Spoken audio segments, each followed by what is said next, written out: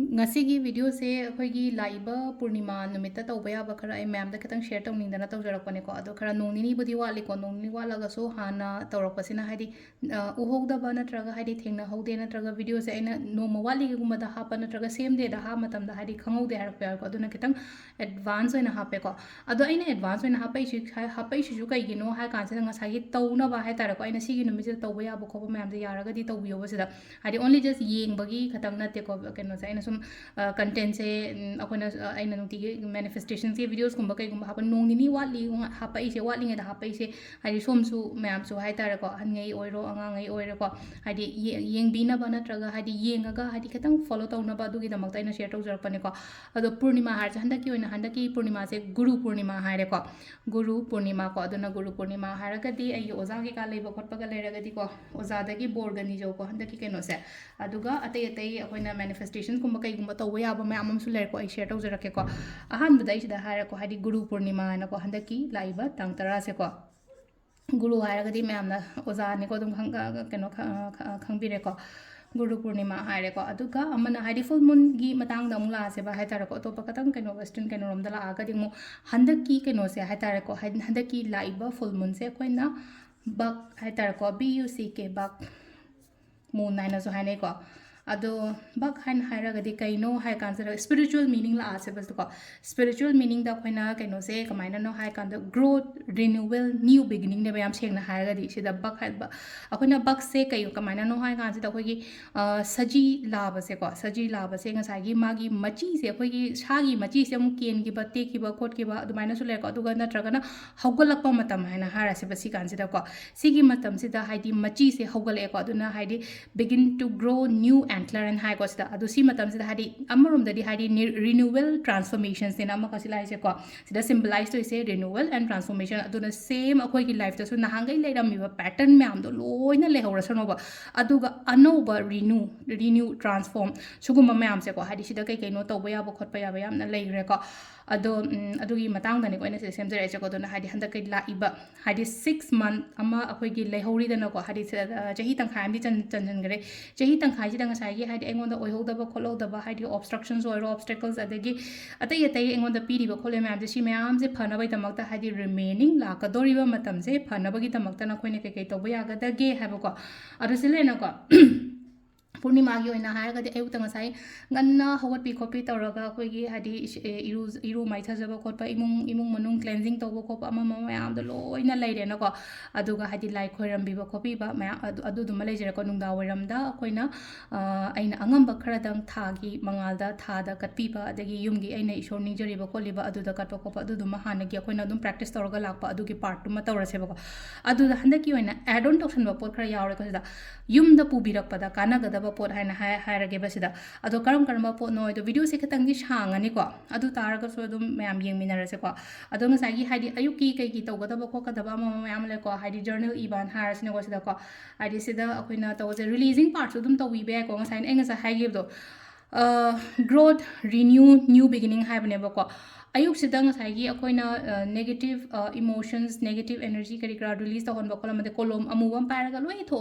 इथोगा दुगी चेदो burn तौथोगा हाइदि dustbin दा कैदा थादबिगोबा दुगी अपामदबा पोटसिना अइना अपामबा पोटना थमजनदोइनेबा सिदा अखोइना तौ मतमदको अदुगा ब्लैक पेन गुम्बा कैगुम्बा लौरगा अदु म्यामदो लोइना डिस्कार्ड तौग्रे खोट्रेको अदुदगी हाइदि अइगी इगदबा जर्नल गुम्बा इबो ओइरो बेलिफ मैनिफेस्टेशंस ओइरोको इवन चेक गुम्बा कैगुम्बा सुदुम कैसु गाइदेको अइगी अमाउंट अमा करी अमा लेइनाको हाइदि समना हाबदा अदुम्बा म्यामदो अदुदुमा लेको दे सिनेमन स्टिक नत्रगा बेलिफ तगा हाइदि पैसा मसिंग इरगा अइगी फोन कवर मनिंग दा कैदा दुमाइ तौरगा हापा अदुदुमासु यारेको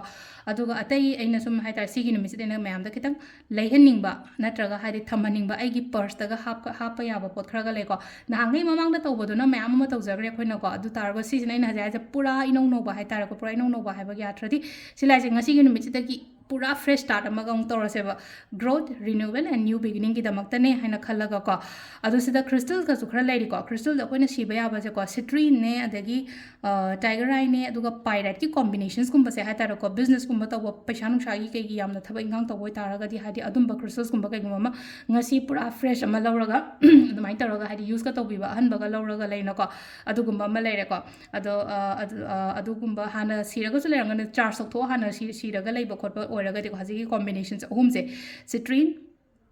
pyrite and tigerite ko hadi sigi ahum ja hate growth renewal and new beginning gi damakta ne haina khallaga adugi crystals go hai tumbles oigera bracelet oigera ama oigera ko mai tor shibiyo ko aduga khara amana ai mayam da hapetang ucharake ko hadi atai tawgada bade loina share tawjare adum mamang tawbudu adum haipet manara tawna loin tawba yare ko aduga khara amadana ai kitang mayam da share tawjarake hadi ngasi gi numit che ke ke leiba yagada angang gi oina su imung manung gi health gi oina su ahan naba khotba min engine ba khochan ba mayam wata patana ba khotana ba pulla punja lagai haipetang mayam da kenom ucharake ko ado video se makha tarak poina seller ko aina hai riba crystals combinations ahum se hai di business ke crystals oina zo oi ko ado ngasai gi aina je hai se sigi kaino sigi matam gi matungina hai di sigi crystals combination se sibi be ko sita happy se अखोगी सिट्री ने टाइगराइ ने पाइराइ ने को हाइदे सी से नुंगदांग से charge का तौबिरगा फजाना दुम सिजनबिरो को सिमा लेरे को अदुगा सिगी नुमिता अखोइना लई पयाबा पुशलक पयाबा युमदा खितंग पोरक पयाबा को अदुमाइ तौरगा हाइदे सी से बैग ता हापो को यारगा दे ख्वाइ अहानबदा अरंगबा पोत अमको अरंगबा से सना ओइगेरा चांदी ओइगेरा पाइराइट कुंबा ओइगेरा को मचा अकुप्पा आइगी बैग ता हापा यागदबा को सुगुंबा से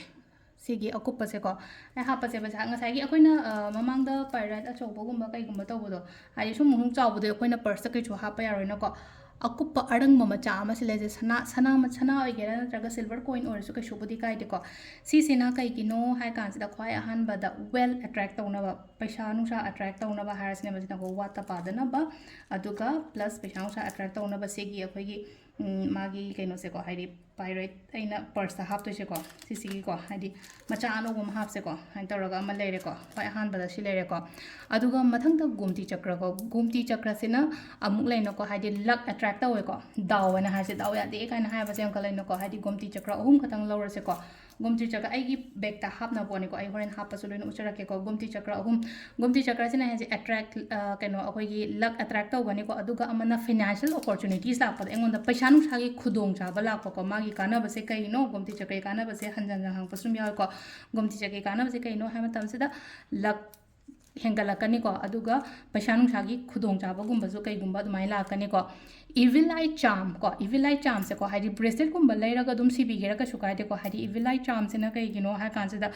negative energy da gi kaino tauna ba protect tauna ba ko dum malai re ko evil eye charm maina oirasu yare natraga sugumba macha apik pa ko siang bio ko maina haidi si se akoina bag te khatang ha pa gi ai si bada hangoye ko le haraga dum bag ta ha pa gi dum lo se badum pouch ama da hapsalaga horen pulla hapsan garsu yare ko green kaino gum je akoina purnima gi kaino gum ta base akoina green senga oina se thamjai je ko haidi green machu gi koi gi luman gum da kai no yo ma se ka jo senga hapta ya de ha bele te ko green machu gi film na green ne indicate ise kaino hamadan green means growth ne ba sum thabeng khang da amuka hen ko haidi si se le ko ahum sure ko pot se ko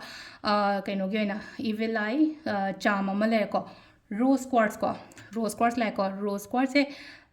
relationship aina haira agadi akhoi gi kaino khatangi relationship nate ko hiding as a husband wife ki relationship te imung manung gi oina pull up nushi chana leiba khotpa adu dum su leire ko aduga mina nushi be su leire akhoi na sum kaino ma thabam taw matam da haida mina nushi biraga di ai gi thabak to mai pak to ni aduga adu dum su leire duga amana amu hadi confidence boost taw kam na hadi confidence hengar han ba ko kan han ba du mai taro ka adu ma leire ko next ai kaino uchage ko mirror hapo naina hadi golden mirror gumba leragadi ko golden mirror se hadi golden machu sana machu ni naman sana haragadi afaba ke noni na ko aduna golden katang hai tar golden mirror gumba kai gumba leragadi hapo ko kaino da hogi purse da ko adu mirror se reflect hadi positive energies reflect away aduga money flow away ko silai se arus maina ain locker da sung sagi mirror gumba thammu kaina dum mamang da haije no ko mirror thammu ai se kai samna ha da sidaina mirror thamme ko ai itam chamna simple example ame uchara ke ko sana ama lere ba egi sida si thamme ko thamma tam sida nga sai gi akoi mi yen sida sana se amuka double ama ga letra adu duna hadi sum kana ba kaino to bose kaino ha som da jo ama ure som da reflection se ko hadi reflect positive energies lere tu nga sai egi leijari ba pot me am du so hadi double multiply to bodo ma kha hai tar ko du ma su leijare ba mirror amma ka soi dana kaino to bio ko sum se golden ya ga di golden color mirror gumba kai gumba mai tar ga lere ko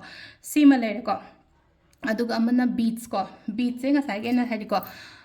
ꯁꯤꯗ ꯑꯩꯅ beach ꯑꯍꯨꯝꯈꯛ ꯁꯦꯝꯃꯦꯀꯣ ꯁꯤꯁꯦ ꯃꯦꯟ ꯑꯣꯏꯅ ꯍꯦꯜꯠꯀꯤꯅꯤꯀꯣ ꯍꯦꯜꯠꯀꯤꯁꯦ ꯑꯩꯈꯣꯏꯅ ꯂꯦꯕ꯭ꯔꯣꯗꯣꯔꯥꯏꯠꯅꯦ ꯑꯗꯨꯒ K2ꯅ ꯍꯥꯏꯀꯣ K2 ꯀꯣ K capital Kꯗꯨꯅꯦ 2ꯗꯨꯅꯦꯀꯣ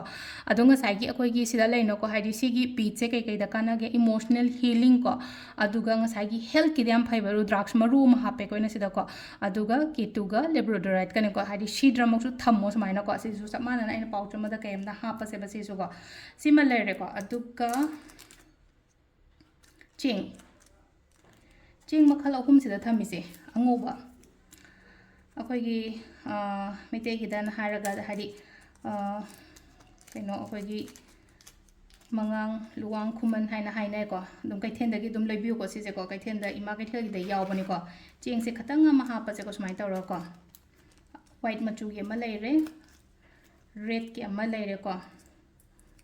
ꯁꯨꯃꯥꯏꯅ ꯍꯥꯏꯗꯤ ꯑꯩꯈꯣꯏꯒꯤ ꯑꯌꯨꯛꯀꯤ ꯅꯨꯡꯊꯤꯟꯒꯤ ꯅꯨꯡꯗꯥꯡꯒꯤ ꯍꯥꯏꯔꯁꯤꯅꯀꯣ ꯍꯥꯏꯗꯤ ꯑꯩꯈꯣꯏꯅ ꯁꯨꯝ ꯑꯍꯟꯉꯩ ꯑꯩꯈꯣꯏ ꯅꯤꯅꯦ ꯍꯣꯏꯗꯤ ꯀꯩ ꯍꯣꯏꯗꯤ ꯇꯥꯛꯀꯥꯟꯗ ꯍꯥꯏꯗꯤ ꯃꯣꯏꯅ ꯁꯨꯝ ꯑꯦꯛꯁꯄ꯭ꯂꯦꯟ ꯇꯧꯕꯤꯕꯗꯀꯣ ꯍꯥꯏꯗꯤ ꯃꯉꯥꯡ ꯂꯨꯋꯥꯡ ꯈꯨꯃꯟꯁꯦ ꯑꯌꯨꯛ ꯅꯨꯡꯊꯤꯟ ꯅꯨꯡꯗꯥꯡ ꯀꯥꯏꯅ ꯑꯗꯨꯃꯥꯏꯅ ꯍꯥꯏꯀꯣ ꯑꯗꯨꯅ ꯉꯁꯥꯏꯒꯤ ꯁꯨꯝ ꯋꯥꯈꯜꯁꯤꯗ ꯂꯩꯅꯣꯀꯣ ꯑꯩꯒꯤ ꯑꯌꯨꯛꯀꯤ ꯅꯨꯡꯊꯤꯟꯒꯤ ꯅꯨꯡꯗꯥꯡꯒꯤ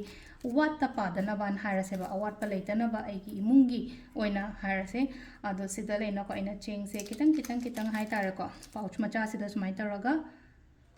ꯍꯥꯞꯄꯦꯀꯣ ꯁꯤ ꯂꯩꯔꯦꯀꯣ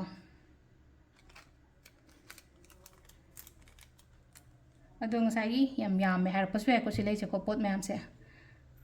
ꯑꯗꯣ ꯈꯤꯇꯪꯅꯤꯀꯣ ꯍꯥꯞꯇꯣꯏꯁꯤꯗꯤ ꯂꯥꯁ ꯑꯣꯏꯅ ꯐꯦꯗꯔ ꯑꯃꯒ ꯍꯥꯞꯄꯣ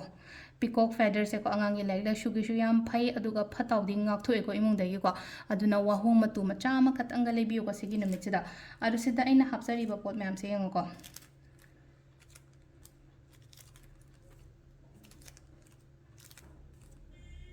ꯁꯤ ꯃꯌꯥꯝꯁꯦ ꯑꯗꯨꯝ ꯑꯩꯅ ꯀꯩꯅꯣ ꯑꯩꯈꯣꯏꯒꯤ ꯒ꯭ꯔꯤꯟ ꯄꯥꯎꯆ ꯑꯃꯗ ꯍꯥꯞꯄꯒ ꯑꯩꯒꯤ ꯕꯦꯛꯇ ꯄꯨꯂꯞ ꯑꯗꯨꯃꯥꯏꯅ ꯇꯧꯔꯒ ꯍꯥꯞꯄꯤꯔꯣꯀꯣ ꯑꯗꯣ ꯁꯤꯁꯦ ꯑꯩꯈꯣꯏꯅ ꯍꯟꯗꯛꯀꯤ ꯑꯩꯅ ꯍꯥꯏꯖꯩꯁꯦꯀꯣ ꯍꯥꯏꯗꯤ ꯒꯨꯔꯨ ꯄꯨꯔꯅꯤꯃꯥ ꯀꯣ ꯍꯥꯏꯗꯤ ꯂꯥꯏꯔꯤꯛ ꯂꯥꯏꯁꯨꯒꯤ ꯑꯣꯏꯅ ꯍꯥꯏꯔꯒꯁꯨ ꯑꯩꯅ ꯐꯦꯗꯔ ꯀꯩꯀꯥ ꯍꯥꯞꯄꯤꯕ ꯈꯣꯠꯂꯤꯕ ꯁꯤꯒꯨꯝꯕ ꯃꯌꯥꯝꯁꯤꯃꯁꯨ ꯂꯩꯔꯦ ꯑꯗꯣ ꯉꯁꯥꯏ ꯑꯩꯅ ꯍꯥꯏꯖꯈꯤꯕꯗꯣ ꯕꯛ ꯐꯨꯜ ꯃꯨꯟ ꯍꯥꯏꯅꯗꯣ ꯕꯛ ꯐꯨꯜ ꯃꯨꯟꯁꯦ ꯍꯥꯏꯗꯤ ꯑꯅꯧꯕ ꯑꯣꯏꯅ ꯑꯩꯈꯣꯏꯒꯤ ꯑꯣꯏꯅ ꯍꯥꯏꯔꯒꯗꯤ ꯔꯤꯅ꯭ꯌꯨꯋꯦꯜ ꯒ꯭ꯔꯣꯠ ꯑꯦꯟ ꯅ꯭ꯌꯨ ꯕꯤꯒꯤꯅꯤꯡꯅꯦꯕ ꯍꯥꯏꯗꯤ ꯄꯨꯔꯥ ꯏꯅꯧ ꯅꯧꯅ ꯍꯧꯕꯒꯨꯝꯕꯅꯦ ꯍꯥꯏꯅ ꯈꯜꯂꯒꯀꯣ ꯁꯤꯒꯤ ꯀꯩꯅꯣ ꯃꯆꯥ ꯃꯌꯥꯝꯁꯦ ꯍꯥꯏꯇꯥꯔꯦꯀꯣ ꯑꯗꯨꯝ ꯐꯥꯔꯁꯇ ꯀꯩꯗꯣ ꯁꯨꯃꯥꯏꯅ ꯑꯗꯨꯝ ꯗꯥꯏꯔꯦꯛ ꯑꯗꯨꯝ ꯍꯥꯞꯄꯁꯨ ꯀꯩꯁꯨ ꯀꯥꯏꯗꯦꯀꯣ ꯑꯗꯣ ꯁꯨꯃꯥꯏꯅ ꯍꯥꯏꯗꯤ ꯄꯣꯠꯁꯦ ꯂꯣꯏꯅꯃꯛ ꯀꯩꯅꯣ ꯇꯧꯕ ꯃꯇꯝꯁꯤꯗ ꯅꯨꯡꯉꯥꯏꯇꯦꯅ ꯍꯥꯏꯔꯒꯗꯤ ꯑꯩꯈꯣꯏꯅ ꯍꯥꯏꯗꯤ ꯒ꯭ꯔꯤꯟ ꯀꯂꯔꯒꯤ ꯄꯥꯎꯆ ꯑꯃꯗ ꯁꯨꯃꯥꯏꯅ ꯇꯧꯔꯒ ꯂꯣꯏꯅ ꯍꯥꯞꯄꯤꯌꯨꯀꯣ ꯒ꯭ꯔꯤन ꯃꯆꯨꯒꯤꯀꯣ ꯁ꯭ꯄꯦꯁꯤꯌꯦꯜꯂꯤ ꯒ꯭ꯔꯤन ꯑꯣꯏꯅꯀꯣ ꯑꯩꯅ ꯁꯤꯗ ꯍꯥꯏꯖꯩꯁꯦꯀꯣ ꯃꯌꯥꯝꯗ ꯑꯗꯣ ꯁꯤ ꯂꯣꯏꯅ ꯍꯥꯞꯄꯁꯦꯀꯣ ꯑꯗꯣ ꯉꯁꯥꯏ ꯄꯤꯀꯣꯛꯀꯤ ꯐꯦꯗꯔꯁꯤꯗꯤ ꯅꯨꯡꯉꯥꯏꯇꯦꯀꯣ ꯑꯗꯨꯅ ꯀꯩꯅꯣ ꯇꯧꯁꯦ ꯑꯩꯒꯤ ꯊꯕꯛ ꯃꯐꯝ ꯅꯠꯇ꯭ꯔꯒ ꯑꯩꯒꯤ ꯗꯥꯏꯔꯤ ꯑꯣꯔ ꯅꯠꯇ꯭ꯔꯒ ꯀꯩꯅꯣꯒꯨꯝꯕꯗ ꯑꯣꯏꯅ ꯍꯥꯞꯄꯤꯔꯣꯀꯣ ꯑꯗꯣ ꯁꯤꯗ ꯂꯩꯔꯦꯀꯣ ꯑꯩꯈꯣꯏꯒꯤ ꯍꯟꯗꯛꯀꯤ ꯄꯨꯔꯅꯤꯃꯥꯒꯤ ꯑꯩꯈꯣꯏꯅ ꯇꯧꯕ ꯌꯥꯕ ꯃꯦꯅꯤꯐꯦꯁꯇꯦꯁꯟꯁꯦ ꯍꯥꯟꯅꯒꯤ ꯃꯌꯥꯝꯗꯣ ꯑꯗꯨꯝ ꯀꯟꯇꯤꯅ꯭ꯌꯨ ꯇꯧꯕꯤꯔꯣ ꯑꯗꯨꯒ ꯁꯤꯁꯤꯃ ꯍꯥꯏꯗꯤ ꯍꯥꯏꯐꯦꯠꯇꯪ ꯁꯦꯝꯃꯒ ꯀꯩꯅꯣꯗ ꯑꯩꯒꯤ ꯄꯔꯁꯇ ꯀꯩꯗ ꯍꯥꯞꯄꯤꯌꯣ ꯑꯃꯨꯛꯀ ꯍꯦꯟꯅ ꯑꯐꯕ ꯑꯣꯏꯅꯕꯒꯤꯗꯃꯛꯇꯀꯣ ꯃꯦꯝ ꯊꯦꯡꯛ ꯌꯨ